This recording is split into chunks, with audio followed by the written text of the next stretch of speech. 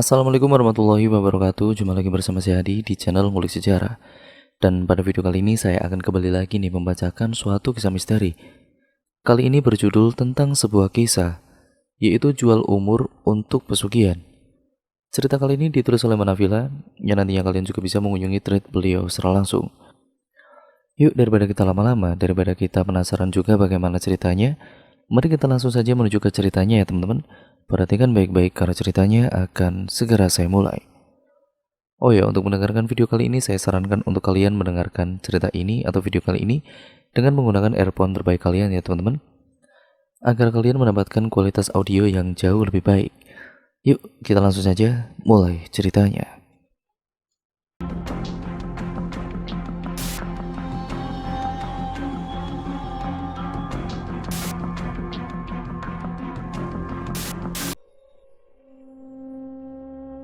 Sebut saja namanya Pak Budi.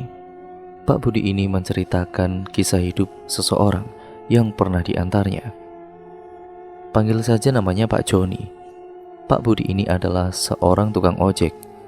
Ia pernah mendapatkan salah satu pelanggan yang terlihat asing baginya. Orang itu meminta Pak Budi untuk mengantarnya ke salah satu tempat, dan tempat itu sudah sangat familiar bagi Pak Budi. Orang itu ingin datang ke salah satu tempat keramat, yang konon tempat itu adalah tempat pemujaan. Dan Pak Budi sendiri tidak percaya 100% tentang tempat itu, karena ia hanya mendengar kabar yang beredar. Ya, orang itu kita sebut saja namanya Pak Joni. Setelah mengantarkan Pak Joni dan bertemu dengan sang kuncen yang kerap disapa dengan Mbah Warno, Pak Joni pun mengajak Pak Budi untuk masuk ke dalam. Pak Budi pun sempat berpikir, paling juga sebentar. Yang pada akhirnya Pak Budi pun mengiyakan ajakan Pak Joni. Keduanya pun disuruh masuk dan dipersilahkan untuk duduk di ruang tamu. Bagaimana anak muda? Apa permasalahanmu? Terus terang, Mbah, saya sedang dalam keadaan terlilit hutang yang jumlahnya itu ratusan juta, Mbah. Saya mau minta tolong sama si Mbah agar bisa mengatasi masalah finansial keluarga saya, Mbah, ujar Pak Joni. Oh, jadi kamu mau pesugihan? Iya, Mbah, saya mau melakukan itu. Sementara Pak Budi yang mendengar itu benar-benar dibuat kaget. Antara percaya dan tidak, ternyata orang yang diantarnya mau melakukan ritual pemujaan pesugihan. Namun Pak Budi hanya mendengarkan obrolan antara Pak Joni sama Mbah Warno, tidak mau ikut campur dengan urusan mereka. Mbah Warno pun kembali melanjutkan. Kamu ingin mendapatkan pesugihan kan? Tapi untuk mendapatkan pesugihan itu tidaklah mudah, Pak Joni. Yang pertama, kamu sudah berkeluarga kan? Kamu harus mendapatkan izin dari istrimu dulu. Kenapa istrimu tidak diajak? Istriku saat ini lagi kabur-kaburan, Mbah. Kabur gimana? Iya, kabur, Mbah. Karena sering ditagih sama rentenir. Saya sama keluarga saya juga tinggalnya pindah-pindah. Dan sekarang saya ngontrak di rumah yang tidak jauh dari sini, Mbah. Mungkin sekitar 2 jaman lah, Mbah. Jadi sekarang kamu tinggal di kontrakan? Iya, Mbah. Begini, untuk bisa mendapatkan pesugihan, kamu harus segera mendapatkan izin dari istrimu dulu.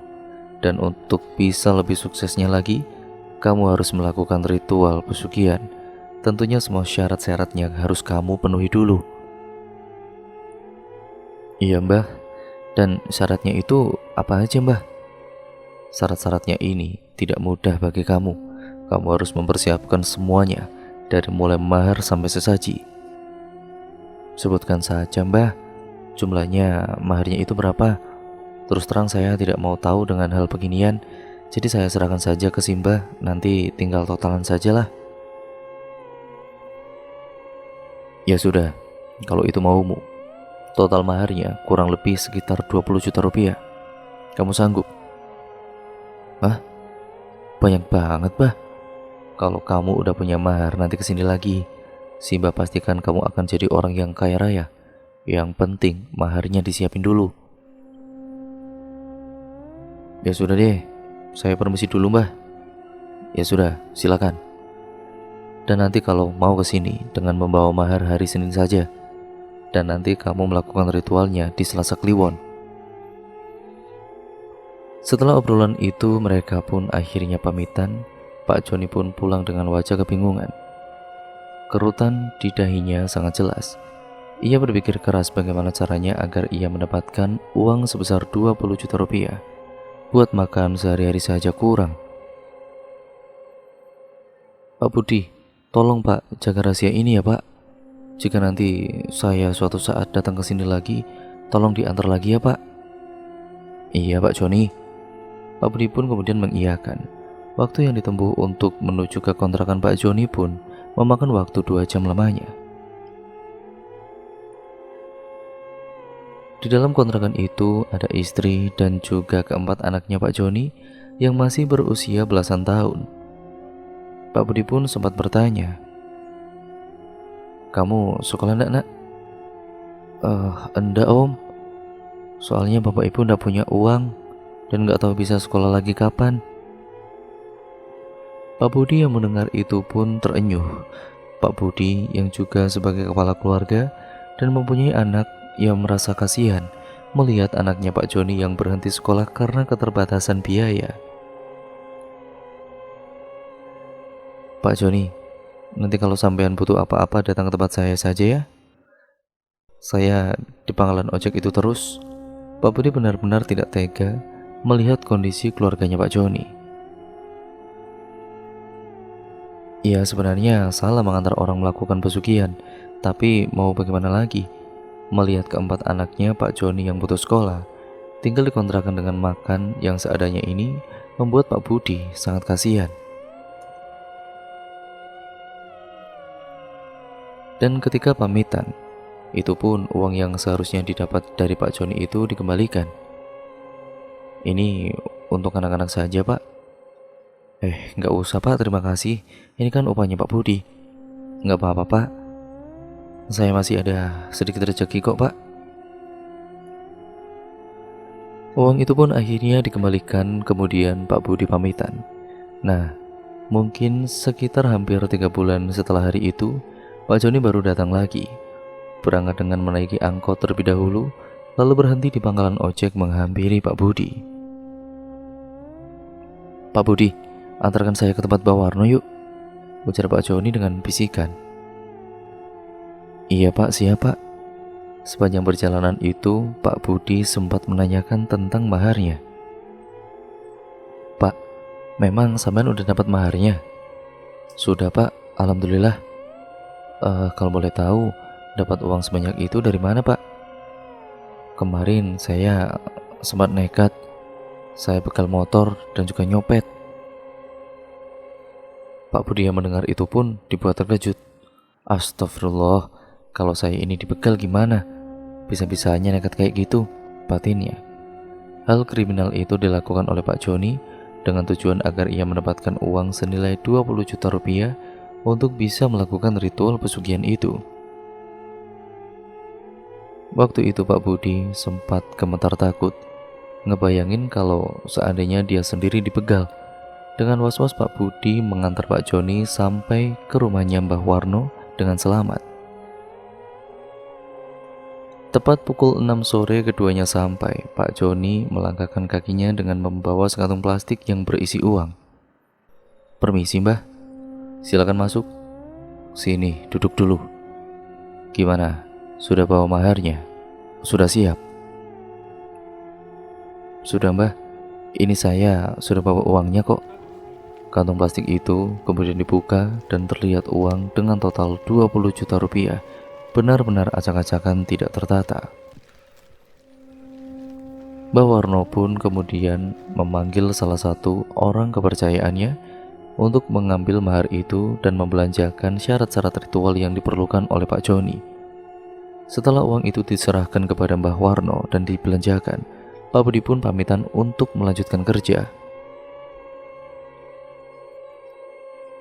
"Terus saya gimana Pak pulangnya Pak?" Memang selesainya jam berapa? Mbah, kira-kira ritualnya selesai jam berapa, Mbah? Tanya Pak Joni. Ya tergantung bagaimana tekad dan nekatnya kamu. Kalau kamu sudah tekad kuat, ya nggak lama, mungkin 7 hari selesai. Dalam batinnya Pak Budi yang mendengar 7 hari paling cepat pun kaget, sampai Pak Joni menanyakan, kalau paling lama itu berapa, Mbah? Ya, ada yang sampai 100 hari dia bertapa dan ditemui sesembahannya. Jadi tidak semuanya itu bisa lolos. Makanya saya tanya dulu, udah dapat izin dari istri atau belum? Sudah, Mbah. Ya sudah, mungkin kamu bisa dapetin pesugihannya cepat. Mbah pastikan paling cepatnya 7 hari. Oh iya, emang kamu siapa, Nak? Oh, saya tukang ojek, Mbah. Ya sudah, nanti kamu 1 minggu setelah hari ini datang lagi ke sini ya. Kamu boleh pulang lanjutkan pekerjaan kamu. Iya, Mbah. Pak Joni, saya pamit dulu ya. Iya, Pak Budi. Terima kasih ya, Pak. Pak Budi pun balik lagi ke pangkalan ojek. Selang 1 minggu Pak Budi diharuskan menjemput Pak Joni. Sesamanya di rumah Mbah Warno, Pak Joni sama sekali belum terlihat, sampai Pak Budi pun menanyakan kepada Mbah Warno. Mbah, Pak Joni udah selesai ritual belum ya? Sudah selesai ritual, tapi untuk bisa menyempurnakan ritualnya, ia harus sampai sore. Kamu itu datangnya terlalu pagi. Mendingan kamu balik dulu dan nanti malam datang lagi ke sini. Nanti malam, Mbah? Iya, nanti malam. Daripada kamu nunggu sampai seharian, mendingan kamu pulang dulu. Iya, Mbah, saya pulang dulu deh. Kira-kira jam berapa ya, Mbah, saya harus balik ke sini? Habis Isya nanti itu kamu kesini lagi. Setelah itu pun Pak Budi beranjak pergi menuju ke pangkalan kembali.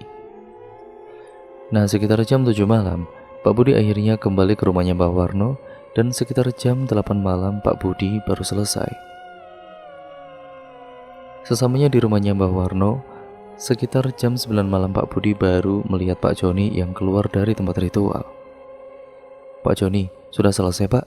Sapa Pak Budi. Sudah, Pak. Namun mereka tidak langsung pulang. Mereka ngobrol terlebih dahulu karena Pak Joni sempat kebingungan. Mbah, saya ini kan tinggal di kontrakan. Nah, terus kamar khususnya saya kan belum bisa menyediakan kamar itu, Mbah. Ya sudah, kamu tidak usah bingung. Yang penting nanti Selasa Kliwonnya kamu datang lagi ke sini. Kamu ritual saja di tempat keramat itu. Kalau kamu sudah dapatkan apa yang kamu inginkan, baru kamu gunakan harta pesugihan itu untuk beli rumah. Tapi kalau sudah sukses, soalnya ini terkait dengan usaha kamu. Kamu harus bikin usaha, maka uang itu akan datang dengan sendirinya, dibarengi kamu rajin melakukan ritual. Kamu harus usaha apapun itu, yang penting kamu berusaha. Iya, Mbah, baik, Mbah, saya paham, Mbah. Setelah apa yang disampaikan oleh Mbah Warno, Pak Joni pun akhirnya pamitan dan juga mengajak Pak Budi untuk kembali mengantarkan ke kontrakannya. Di sepanjang perjalanan, ada obrolan tentang ritual yang dilakukan oleh Pak Joni. Banyak yang diceritakan, cuma tidak terlalu detail. Intinya Pak Joni itu sudah sukses melakukan ritual dan sudah menyepakati perjanjian. Dia tinggal mendapatkan jalan keluarnya saja, sampai Pak Joni pun meminta sama Pak Budi. Pak, saya minta tolong, Pak. Tolong pinjamin saya uang 100.000, Pak. Buat apa, Pak? Ya buat modal besok istri saya jualan. Modal 100.000, jualan apa, Pak, emangnya, Pak? Seadanya dulu. Yang penting kan Mbah Warno itu usaha. Siapa tahu dari 100.000 ini bisa bikin saya sukses. Saya ingin membuktikan kalau ritual itu benar-benar sudah sukses, Pak. Pak Budi yang seharusnya dia mendapatkan keuntungan dari Pak Joni, justru malah dia mengeluarkan uang. Sekitar jam 12 malam, akhirnya mereka sampai di kontrakan Pak Joni. Pak Joni pun akhirnya bertemu dengan istri dan anak-anaknya yang mungkin hampir 1 minggu lebih ditinggalkannya. Pak Budi pun langsung balik karena sudah sangat larut. Selang beberapa hari, tepatnya Selasa Kliwon, dia datang lagi menemui Pak Budi. "Pak, tolong antar saya untuk ke tempat itu lagi ya, Pak." Pak Budi pun mengantar lagi, dan sebelum sampai di rumahnya Mbah Warno, Pak Joni sempat meminta istirahat dulu. "Pak, kita duduk sebentar di warung depan ya, Pak. Kita ngopi-ngopi dulu lah." Di warung itu, Pak Joni mulai menceritakan keberhasilannya dari modal 100.000 rupiah itu. "Dari modal itu ya, Pak, kan buat usaha kecil-kecilan di rumah. Ternyata hasilnya benar-benar luar biasa, Pak. Hampir setiap hari dagangan itu habis. Setiap harinya barang tambah sampai kontrakan itu pun benar-benar penuh barang." "Memangnya usaha apa, Pak? Kok sampai penuh barang?" "Usaha sembako, Pak. Mulai dari beras, gula, tepung, dan juga yang lainnya." "Wah, hebat ya, Pak." "Iya, saya juga gak nyangka ternyata hasilnya sangat luar biasa. Sampai saya ngontrak di sebelahnya lagi. Kontrakan yang dulunya untuk saya sama istri dan juga anak-anak itu digunakan sebagai toko sembako." Jadi intinya yang disampaikan oleh Pak Joni, dengan modal 100.000 itu, dia sudah merasakan kesuksesannya. Dan Pak Joni mengembalikan uang yang pernah dipinjamnya kepada Pak Budi. Namun bukan 100.000 ataupun 200.000, tapi 1 juta rupiah. "Pak Budi, ini tolong terima ya, Pak. Saya sangat berterima kasih." "Wah, tapi Pak, saya tidak mau apa-apa, Pak, dan ini terlalu banyak. Kemarin kan hanya 100.000, bukan 1 juta. Ah, saya tidak mungkin numbalin kamu kok. Saya juga tidak bakal nulis siapapun." "Maksudnya, Pak, ini urusan saya pribadi, jadi sampean tidak perlu takut. Kalau sampean tidak percaya bisa tanya ke Mbak Warno tentang jenis pesugihan yang saya ambil. Dan kalau sampean belum mau menerima uang ini, nanti minta dijelasin sama Mbak Warno." Mereka pun asik mengobrol sembari ngopi, yang kebetulan di warung itu hanya mereka berdua. Setelah mereka ngobrol cukup lama, akhirnya mereka kembali melanjutkan perjalanan ke rumahnya Mbah Warno. Sekitaran jam setengah 7 malam mereka baru sampai, karena mereka berangkat sekitar jam 5 sore. Karena untuk ritual itu dilakukan malam hari, Mbah Warno pun menanyakan kepada Pak Joni, "Bagaimana usaha kamu?" "Lancar, Mbah. Terus saya harus gimana lagi, Mbah?" "Kamu harus tetap ritual dan kamu sepertinya sudah sukses ya." "Ah, iya betul, Mbah. Dan ini ada sedikit buat Simbah." "Nggak perlu. Simbah nggak butuh kayak gitu. Simbah lebih memilih memperkuat diri daripada uang itu. Yang penting malam ini kamu ritual dengan benar. Tapi sebelum ritual kamu harus mandi kembang dulu." "Iya, Mbah." Dan Pak Budi pun memilih untuk balik daripada menunggu sampai tengah malam. Tapi sebelum dia pulang, dia sempat menanyakan ke Mbah Warno, "Saya mau minta penjelasan, Mbah. Sebenarnya jenis pesugihan apa yang dilakukan Pak Joni? Soalnya saya ini dikasih uang sama Pak Joni. Saya takut barangkali saya yang akan ditumbalkan." "Kamu itu tidak mungkin bisa ditumbalkan oleh Pak Joni." "Lah kok bisa, Mbah?" "Ya tidak mungkin. Karena tanpa kamu, dia itu tidak bisa dapetin pesugihannya. Jadi perewangannya dia tahu siapa kamu. Terima saja uang itu. Terima apapun yang dikasih oleh Pak Joni." "Baik, Mbah, terima kasih." Setelah mendapatkan penjelasan itu, Pak Budi pun terima uang itu dan ia pun langsung pamitan. Saat sampai rumah, uang 1 juta itu langsung diserahkan ke istrinya. "Pak, ini uang dari mana? Kok sampai dapetin 1 juta?" "Habis dapat orderan jauh, Bu. Tapi ini banyak banget loh, Pak. Nggak mungkin dapat segini ah." Istrinya Pak Budi pun sama sekali tidak percaya, karena baru kali ini ia mendapatkan hasil yang besar. Sampai akhirnya Pak Budi bilang kalau itu adalah uang dari orang yang ia antar, dan dia orang kaya, tapi Pak Budi tidak memperpanjang ceritanya. Setelah malam hari tiba, Pak Budi pun berpamitan dengan istrinya. "Bu, Bapak harus jemput orang itu lagi ya, Bu." "Ya udah, Pak, hati-hati ya, Pak." Malam itu sekitar jam 12 malam, Pak Budi harus jemput Pak Joni. Tapi sesamanya di sana ternyata Pak Joni belum selesai ritual. Alhasil Pak Budi diminta untuk istirahat dulu di rumah Mbah Warno. Sementara ritual itu akan selesai setelah kokok ayam berbunyi. Sampai akhirnya setelah 4 jam menunggu, Pak Joni dan juga Mbah Warno pun menghampiri Pak Budi. Sebelum pulang, seperti biasa Pak Joni diberi wejangan. Kamu harus bisa mendapatkan rumah baru karena tidak selamanya kamu ritual di sini kan? Paling tidak bulan depan untuk Selasa Kliwon berikutnya, kamu harus punya rumah sendiri. Walaupun rumah itu rumah yang kecil, yang penting ada kamar khusus yang mana kamu harus ritual di kamar tersebut. Iya Mbah, kamu sudah selesai ritual. Silakan kamu pulang. Lanjutkan kembali usaha kamu, maka kesuksesan akan menyertai kamu. Iya Mbah, saya permisi dulu ya. Sekitar jam 5 pagi, Pak Budi sama Pak Joni itu balik ke kontrakan sampai jam 7 pagi, dan memang benar apa yang diceritakan Pak Joni. Kontrakan yang dulu dia lihat sudah berubah menjadi toko sembako. Wah, Pak Joni benar-benar sudah berubah.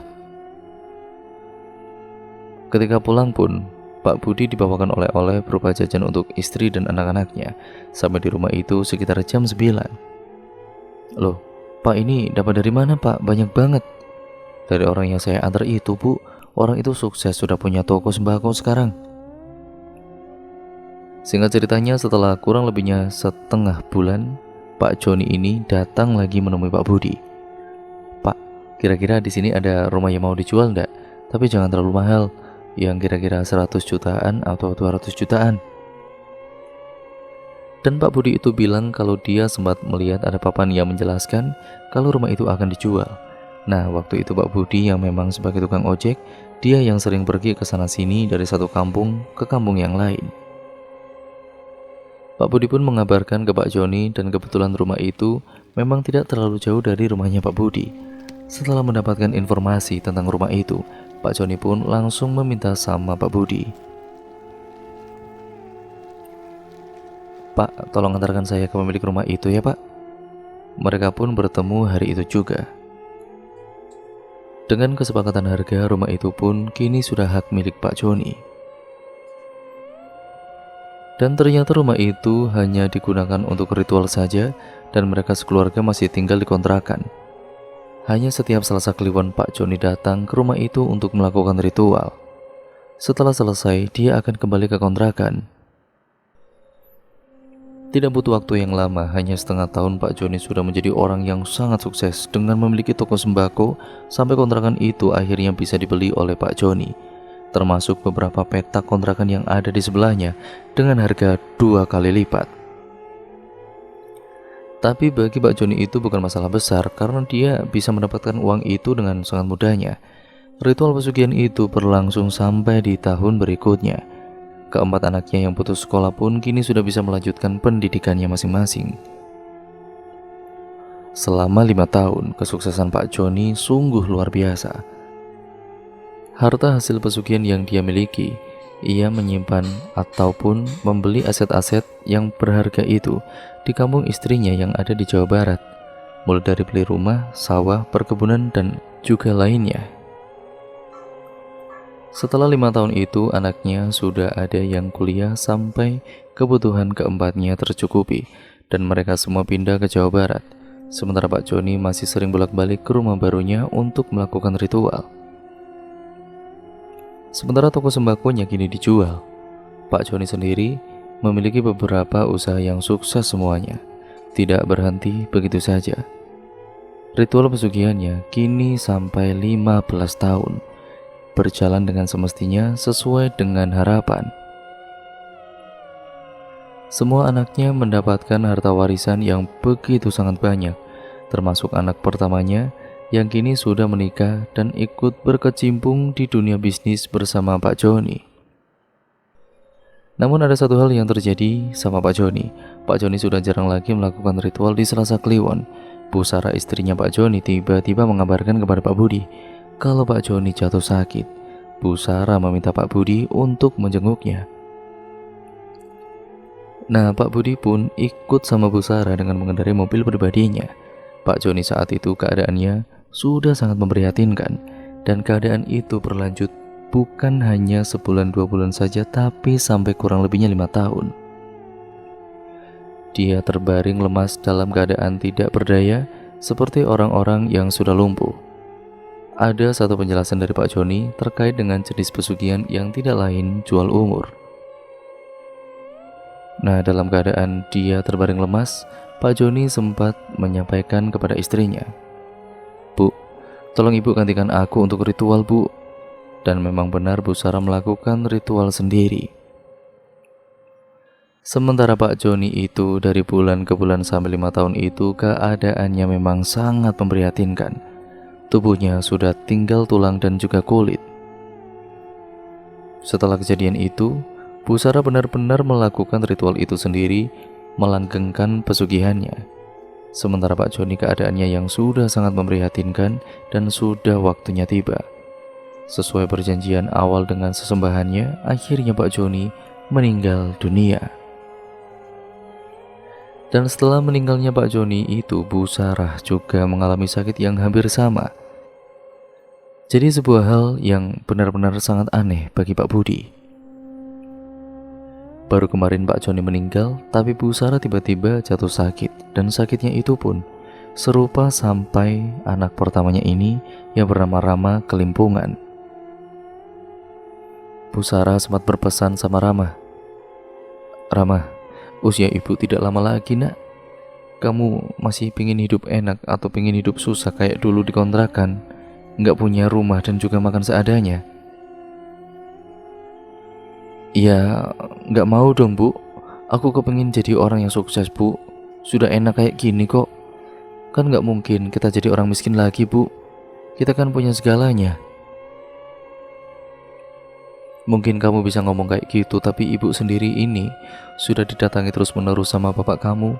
Dia berpesan sama ibu kalau apa yang sudah dilakukannya itu harus diturunkan ke kamu." "Apa sih, Bu? Bapak pesan apa?"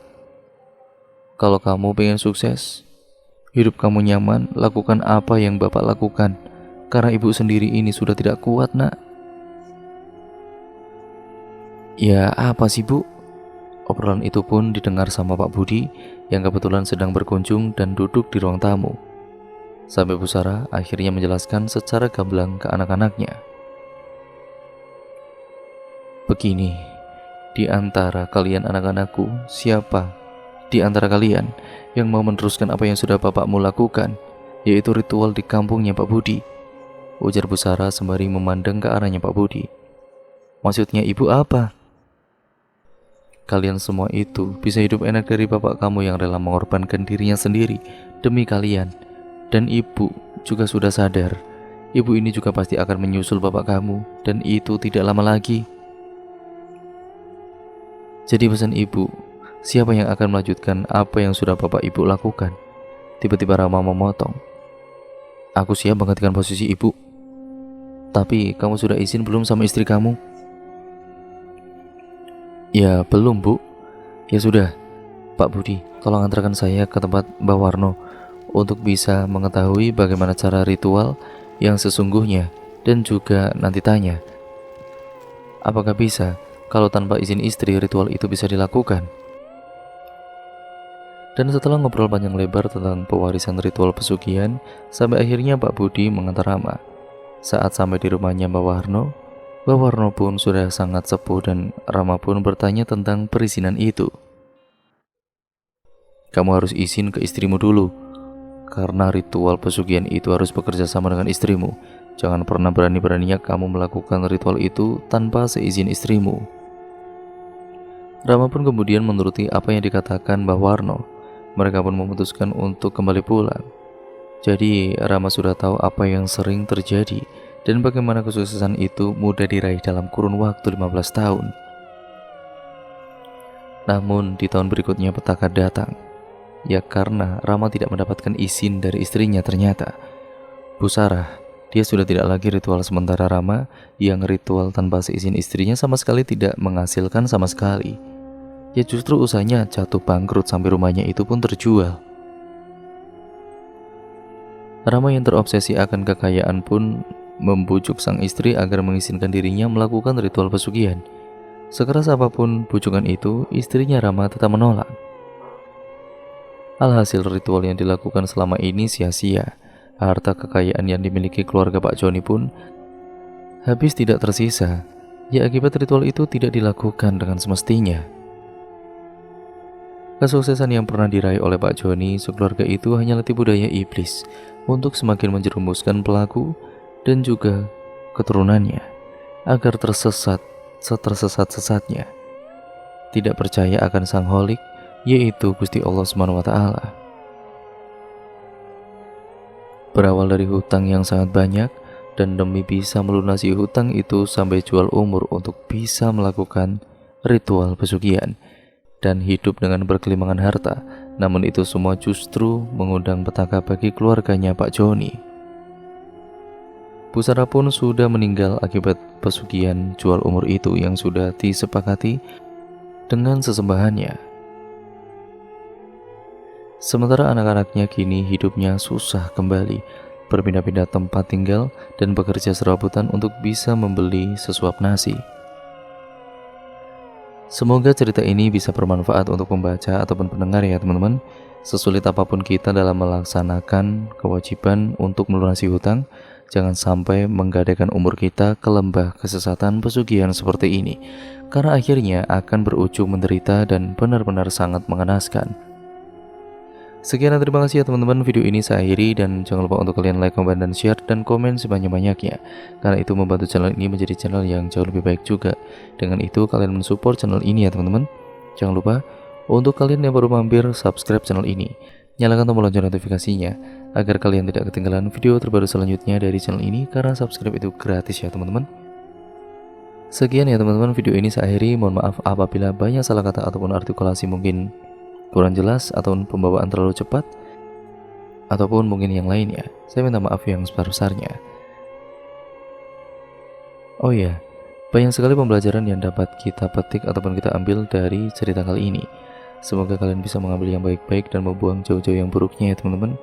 Intinya jangan sampai masuk dan tersesat ke lembah pesugihan, karena mungkin kita dijanjikan sebuah kekayaan, namun itu sesaat dan tipu daya setan. Namun akhirnya kita akan sangat menderita setelah di akhir hayat nanti. Sekian teman-teman. Wassalamualaikum warahmatullahi wabarakatuh.